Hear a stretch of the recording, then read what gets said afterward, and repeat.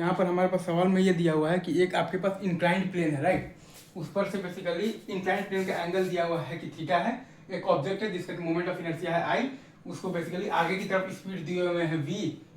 और बेसिकली तो ये वाले सेंस में एंटी क्लॉकवाइज सेंस में, मतलब वही तो वी के डायरेक्शन वाले ही सेंस में एंगुलर स्पीड दिए मतलब दिए हुए हैं बेसिकली ओमेगा, और वो ऐसे देकर रिलीज किए हैं ताकि आपके पास v is greater than omega r है, राइट। तो क्योंकि आपके पास v is greater than omega r है, तो आप जब बॉटम उस पॉइंट को देखिएगा तो वो ग्राउंड के रेस्पेक्ट में फॉरवर्ड डायरेक्शन में मूव कर रहा है, मतलब कि आपका यहाँ पर फॉरवर्ड स्लीपिंग है, तो आपका यहाँ पर काइनेटिक फ्रिक्शनल फोर्स लगेगा बैकवर्ड डायरेक्शन में लगेगा, ठीक है सर।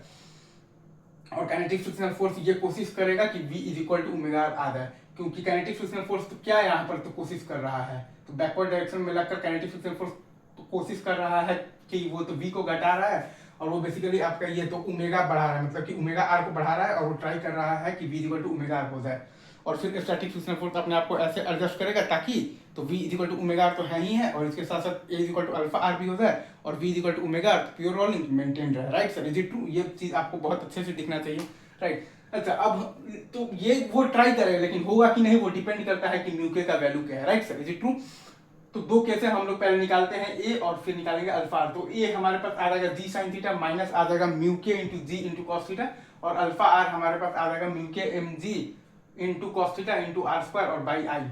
तो हमने ये पाया, ये इनइक्वालिटी को जब आप सॉल्व कीजिएगा तो हमने ये पाया कि जब आपका म्यू के बेसिकली बराबर है जब tan theta by 1 plus m r square by I के, तब आपका ए बराबर अल्फा आर आ रहा है। तो बेसिकली जब आपका म्यू के जो है वो आपका बराबर होगा ना basically tan theta by 1 plus m r square by I के, तो तब तो आपका ए बराबर अल्फा आर आ जाएगा, मतलब कि आएगा, मतलब ए बराबर अल्फा आर आने का मतलब है कि आपके पास बेसिकली तो जिस रेट से v बढ़ेगा उसी रेट से आपका बेसिकली ओमेगा आर भी बढ़ेगा, और क्योंकि आपका शुरू में तो v is greater than omega r है, और आपका यहाँ पर a बराबर अल्फा आर है, मतलब कि जिस रेट से v बढ़ेगा उसी रेट से ओमेगा आर भी बढ़ेगा, तब तो आपका v हमेशा ही ओमेगा आर से ज्यादा ही होने वाला है, तो आपके पास v equal to omega r तो कभी आने ही नहीं वाला है, एज सिंपल एज दैट, ठीक है। अब दूसरा केस, एक केस ये भी मान लीजिए भाई जब आपका म्यू के जब आपका बेसिकली तो छोटा है tan theta by 1 plus m r square by I से, right sir. Is it true?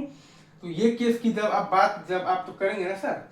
तो इस केस में हो ये रहा है ना कि आपका जो ए है वो आपका बड़ा आ रहा है अल्फा आर से, और शुरू में आपके पास v is greater than omega r है, और जब म्यू के जब छोटा है आपके पास tan theta by 1 plus m r square by I से, तब आपके पास a is greater than alpha r आ रहा है, मतलब कि v का बढ़ने का रेट ओमेगा आर के बढ़ने के रेट से ज्यादा है, मतलब कि v का बढ़ने का रेट ओमेगा आर के बढ़ने के रेट से ज्यादा है, और यहाँ पर शुरू में आपके पास v is greater than omega r है, तो क्या खास v is equal to omega r हो पाएगा? जब आपका शुरू में v is greater than omega r है और आपका म्यू के जब छोटा होगा tan theta by 1 plus m r square by I से, तो आपका a is greater than alpha r है, मतलब कि v का बढ़ने का रेट बेसिकली ओमेगा आर के बढ़ने के रेट से ज्यादा है, और शुरू में आपके पास v is greater than omega r है, तो क्या खास v equal to omega r हो पाएगा? नहीं हो पाएगा। काइनेटिक फ्रिक्शनल फोर्स के चाहने से क्या होता है, किसी के चाहने से कुछ थोड़ी होता है, ठीक है। वैसे ही अब एक ये फाइनल केस है लास्ट, जब आपका म्यू के ज्यादा है basically tan theta by 1 plus m r square by I से, लास्ट केस है कि जब आपका म्यू के ज्यादा है tan theta by 1 plus m r square by I से, right sir. Is it true? Is it true? Is it true? तो ये केस में अगर आप ध्यान दीजिएगा ना सर, तो आपके पास हो ये रहा है ना कि ए जो है वो आपका बेसिकली छोटा आ जा रहा है अल्फा आर से, मतलब कि v के बढ़ने के रेट से बेसिकली ज्यादा है ओमेगा आर के बढ़ने के रेट से, तो ये वो केस है जहां पर कि v के बढ़ने का रेट से ज्यादा है ओमेगा आर के बढ़ने का रेट, और शुरू में आपके पास v is greater than omega r है, तो ये केस में आपका एक टाइम पर v is equal to omega r आएगा, और फिर स्टैटिक फ्रिक्शनल फोर्स अपने आप को ऐसे एडजस्ट कर लेगा ताकि v equal to omega r तो है ही है, और इसके साथ साथ a equal to alpha r भी हो जाए, और v equal to omega r तो प्योर रोलिंग मेंटेन रहे। आई गेस मैंने ये पूरा बहुत अच्छे से एक्सप्लेन कर दिया है, एंजॉय कीजिए। चलिए सर, तो thank you very much, love you guys. हाँ जी सर, अब एक लास्ट केस ये भी है कि अगर आपके पास म्यू इज ग्रेटर देन आपके पास तो tan थीटा है, तो वो केस में a निगेटिव हो जाएगा, ठीक है,